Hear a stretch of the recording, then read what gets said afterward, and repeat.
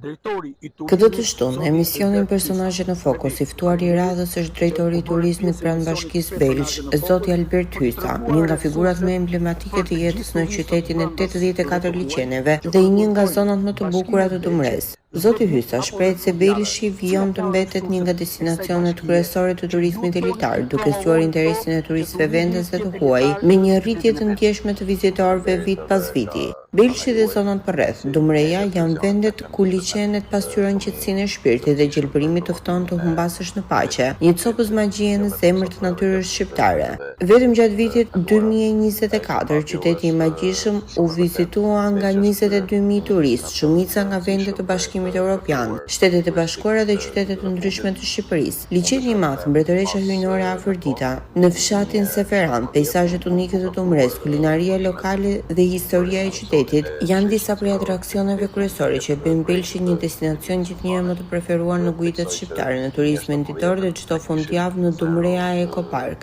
Në këtë bisedë të veçantë, zoti Hysa ndalet edhe te kontributi i kryebashkiakut Arif Tafani dhe projektet urbane të qeverisë shqiptare që kanë kthyer Belshin në një qendër të rëndësishme të turizmit vendas dhe ndërkombëtar. Drejtori i turizmit ndan me publikun profilin e bukurisë së qytetit dhe vendet më të veçanta që tërheqin vizitorë nga e gjithë bota. E ktheu Belshin ka një vend